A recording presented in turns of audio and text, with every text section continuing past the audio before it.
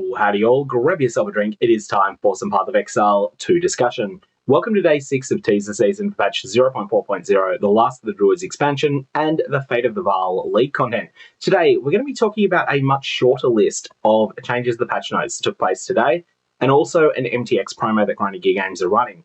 Also, quick heads up, there's a couple of technical problems I had yesterday. Now, I had got a new camera, and when I installed the new camera, it factory reset my microphone, which was not something that was desirable because I'd set up some settings on that made it sound less bad. Anyways, I then went and redid all the settings on my microphone. It was sounding good. I recorded the video. Then guess what? I realized I had an OBS filter in that was also part of my settings. Anyways, long story short, the sound that you're hearing right now in this part after I'm editing, this is going to be the thing going forward. I have a halfway house. I have something that's better than yesterday, but not perfect in the rest of today's video.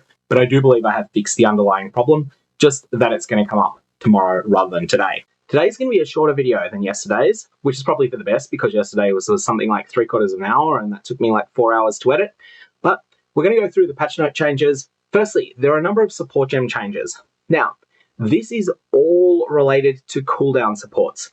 Cooldown supports are not meant to work certain times, they're meant to work at other times, and this is just Grinding Gear Games going through and correcting things that weren't meant to work or that were meant to work. So a couple of really corner case buffs here, but not something that's really substantial. A good example here, like Earthbound, the Voltaic Staff. This staff provides you the skill Spark. It is normally possible to use cooldown supports in a Spark gem. However, it's not intended that with the triggered version that you can do so, and they've decided to go ahead and change it so that you can't. Generally speaking, this is not a nerf because you would not willingly do that in general. There might be the odd very, very, very corner case where you might, but in general, this is just a case of, here's a mistake you could have made, we're going to ban you from making that mistake. Ancestral Cry, no longer supportable by cooldown supports. Plague Burst, yes, it is supportable by cooldown supports, so you've got the agency to do that if you want, but probably most players aren't interested in doing so. Ember Fusillade, coming from the Dusk Vigil unique Ashen Staff, and they have made a typo there. It's Disc Vigil here, but it is actually Dusk Vigil. This is no longer mistakenly supportable by cooldown supports. We discussed some of the other changes that unique item and also Earthbound that we discussed earlier are getting in the patch. They were in yesterday's videos. But Ember Fusillade from this source is not able to be supported by cooldown supports, which you probably wouldn't want it to be because it's a triggered skill. Quill Burst, yes, it can be supported by cooldown supports. Armour Explosion, Volcanic Eruption, and Brambles from Bramble Slam. All of these are now supportable by cooldown supports. So about this whole section, this is the most zero impact section of the patch notes that I can think of. It's because cooldown supports, generally speaking, are not very good in Path of Exile 2 at the moment. They have their niche uses, so there are going to be corner cases where you will think, oh, okay, I do actually want to use a cooldown support here, but they tend to be pretty few and far between. So if you want to build your own Comet, yes, these changes are going to impact whether or not you can do it, but generally speaking, using the Comet spell that exists is probably better than building your own version of it in most situations. So broadly speaking, this is a bunch of nothing changes. After this, Grinding Gear Games have decided that Iron Ward needs not just a little bit of help. Here we are talking about one of the biggest buffs I think I have ever seen. So the radius of this is getting a 233% more multiplier. It is going from 180 centimeters to 600 centimeters. The amount of damage that it stores is getting not quite tripled, but let's call this more than double and a half. So it is going to store 480% of mitigated physical damage at level 20, and at lower gem levels, it's going to be down to a third of that. There's a monumental increase. So let's bring up the gem Iron Ward, because this was so bad that no one remembers what it does. In fact, I had to look this up because I had forgotten it existed, because it was such a complete and utter disappointment. So this is a persistent buff skill.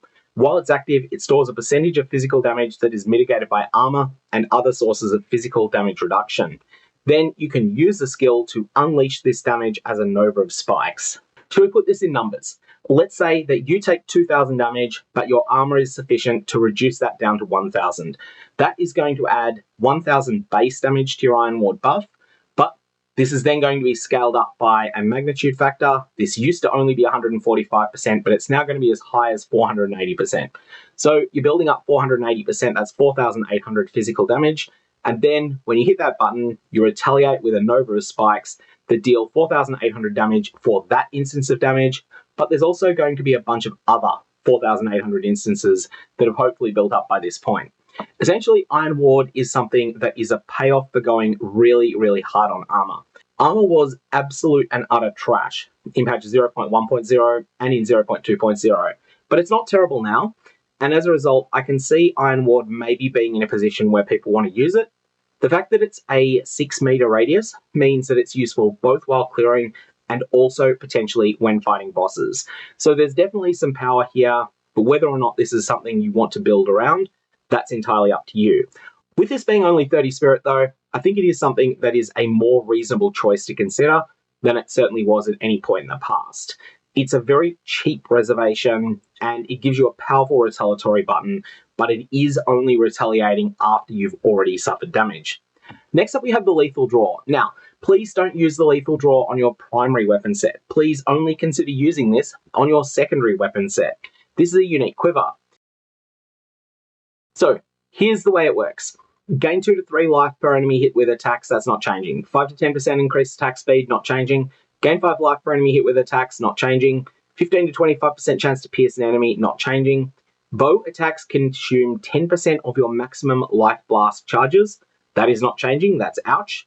If possible, and if they do succeed in consuming those charges, they're going to deal added physical damage equal to 5 to 10% of the flask's life recovery amount. Now, you'll be very careful with this. You need to roll your flasks appropriately. You need to make sure that you have a reasonably small number of maximum charges. I definitely don't go out of your way to buff it. You want to have some form of charge recovery on them. And you also want to have the maximum possible amount of just net total healing that the flask will provide for you. In exchange for that, you're going to be paid off with a couple of very, very big attacks. Most of the time though, this is not going to be enough to take out an enemy really quickly, and as a result, this is just something you might keep in reserve for an emergency situation. And that's a scenario where I'd use this. It's very, very difficult to generate so many flask charges that you can actually spam this.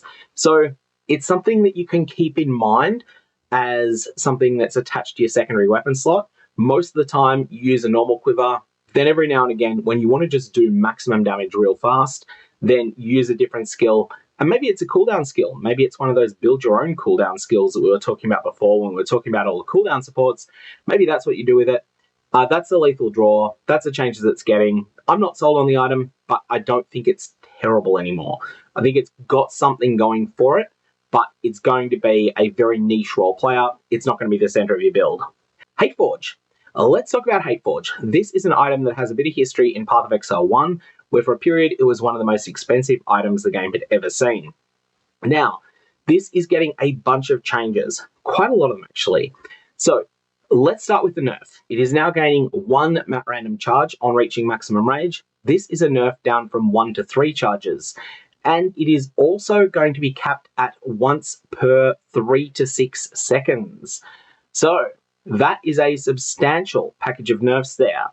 In exchange, it is gaining a couple of bonuses, and that is that the amount of armor that it grants is getting gigabuffed. That said, you're using this item not for the amount of armor it provides, but for the other modifiers on it.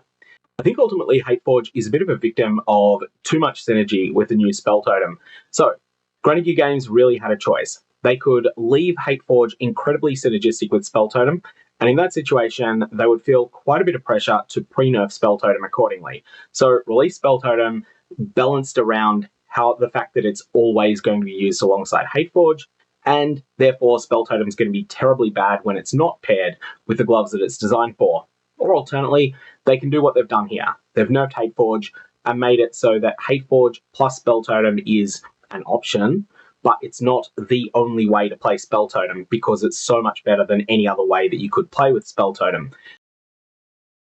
That, I feel, is the pressure that they're facing here and the decision that they have decided to make, making it so that Hateforge is usable on its own, but probably worse than it was in 0.3.0, usable in conjunction with Spell Totem, but not so good that Spell Totem and Hateforge feels like it's a mandatory pairing. I think I prefer this to the alternatives, but it does definitely come at a serious cost. After this, we have a number of other little changes. Let's just start with the Rabbit Idol. This thing is getting nerfed. Body armor's 8% rarity. This is being nerfed down to 5%. You know what? This is still going to be so good that people are going to feel compelled to use it. If they're playing builds that can solve all their resistance issues without having something in their sockets to deal with the resistance, likewise for attributes. And as a result, I expect to see this socketed into Rhoa Invictus quite a fair amount. After this, the lesser Essence of Haste, the Essence of Haste, and the greater Essence of Haste, these are all being nerfed only on bows and crossbows. GGG generally have a policy that attack speed on melee weapons should be higher. That's because melee is inherently a weaker playstyle, therefore it needs to have some sort of reward for it somewhere else, and this is them enforcing that. So attack builds that are playing melee, they're going to get the full benefit of these essences. Attack builds that are playing ranged, they're going to end up with a reduced effect of those essences. Also, Perfect Essence of Sorcery can no longer be applied to foci. This is only for wands and staves now. We have a number of other little changes, but probably the most notable of these is that the Arbiter of Ash, this guy is getting a little bit of a buff. He's now phase transitioning at a lower life threshold, and he will heal to full during the transition. Those of you that have played Path of Exile 1 will be very familiar with Osiris, Awakener of Worlds doing something reasonably similar. Essentially, this is a huge hit point boost to one of the most important bosses in the game. Why do I call him one of the most important bosses in the game? Because crafting 3 and 4 mod tablets in 0.4.0 is going to be gated behind defeating the Arbiter of Ash. Something people have pointed out, though, in the video where I talked about that extensively, people pointed out that actually you can just make unlimited attempts now at the Arbiter of Ash. So once you open the boss, you're able to keep plugging away. As long as you're dealing a non-zero and really non-trivial amount as well of damage each time before you get killed, then you're going to be able to just keep working at it until you get him down. This is probably not going to feel very fun, but it is probably a superior alternative to some of the meta that's developed in Path of Exile 1 around carry services. So that's going to be the solution there. Ultimately, the Arbiter of Ash is very, very important for mapping builds to kill. Of course, in hardcore, things are going to be very, very different there. After that, we have a number of monster changes. These are all pretty minor. So we have lowered spectre costs, reduced cooldowns on some skills, improved monster AI, lowered spectre costs on a bunch of things. But probably the one here that matters the most relates to Vile Guards that throw oil and explosive grenades.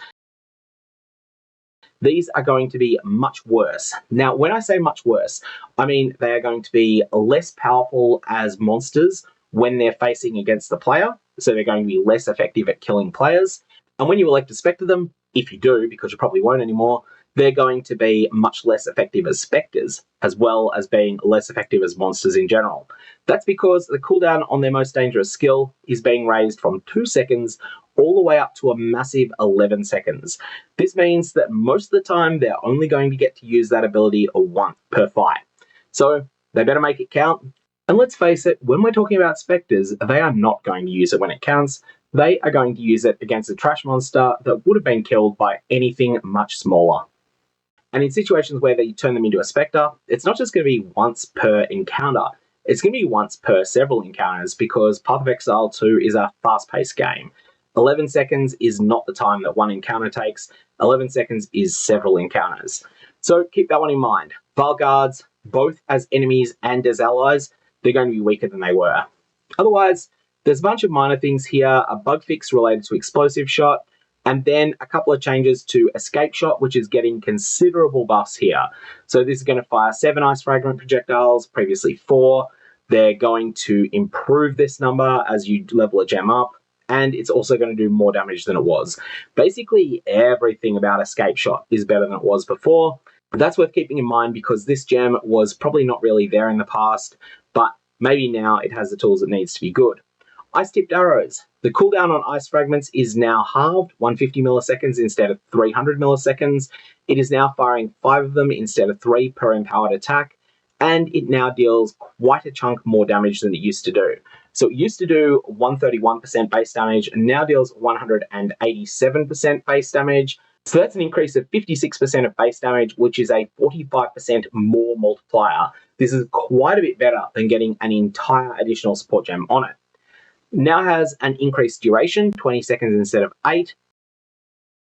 The explosion radius is quite a bit chunkier, 180 centimeters instead of 130, and it also converts physical into cold. Basically speaking, ice-tipped arrows, a lot better than it used to be if you're in a position to use it well. And of course, Deadeye has taken another nerf here. I don't think Grinding Games are trying to kill the Deadeye off here. I think they're trying to make it so that the Deadeye is just one choice among many. And the nerfs will continue until the Deadeye is accepted to be one valid choice among many, rather than being the best choice out there. So the Rhoa Mount no longer increases your movement speed at all. It now does, however, have a 100% reduced movement speed penalty from using skills while mounted. Previously it was 80%. But most importantly, it now reserves 100 spirit instead of 60. So all in all, the Rhoa Mount is a lot worse than it was. It's still probably so good that you're definitely using it on a Deadeye build, but it's worse than it was. Now, something Grinding Gear Games often do is run promos where they encourage people to watch Twitch streams when the league goes live. They may end up doing this as well, but they're doing something else this time as well. There is going to be something on at the Game Awards that is Path of Exile 2 related. Almost certainly, because Grinding Gear Games are incentivizing us to watch the Game Awards. Now, the Game Awards are going to be really good because, honestly, Expedition 33 came out this year. That was one of the best single-player games in a long time. It has the best soundtrack that I have ever encountered in a video game, and I'm talking as someone that has nostalgia for Final Fantasy VI back in the 90s. I'm old enough for that. I still think that Un Via Tema, and I'm definitely butchering the French pronunciation on that, that is the best song that's ever been written for a video game, and it's probably the best song I've heard in the 2020s so far, and on top of that, that game is awesome as well. Anyways, enough ranting and raving about Expedition 33, as it's likely to completely clean up many of the Game Awards. Grinding Gear Games are incentivizing people to link their Path of Exile 2 account to Twitch, and then to watch the Game Awards when they're live over on Twitch. Now, this undoubtedly means that they've got something major that they want to announce there. I don't have any idea what these details are going to be, but it's going to be something probably pretty cool. In exchange for doing this, you're going to be rewarded with the following Twitch drops. Firstly, there is the Druids of the Magi portal effect. This is going to be something that's immediately available in POE2 and will become available in POE1 at some point in the future. So 328 if you're unlucky, 327.2, or just the next restart patch if you are. On top of that, there is also a second promo they're running, which is the Battle-Hardened Warbear Shapeshift effect, which is something that will be available to people who subscribe to relevant channels. Now, I'll make sure that I am a participating channel for that, so all the details of that are going to be down in the description below. Anyways, it'll be interesting to see Grinding Gear Games' advertisements, which will undoubtedly include some real information in them during the Game Awards, because they're definitely promoting these awards for a reason, most likely because there is something Path of Exile 2 related in there, and also it's going to be great to watch these because undoubtedly they're going to play Un Via Tema, and that is definitely one of my favorite sing-along songs, even though I don't speak French. It is something that has been enormous fun to blast out at karaoke bars on a quiet night. Anyways, I'm going to leave it there. May your Varlobs have interesting results, and I will see you around.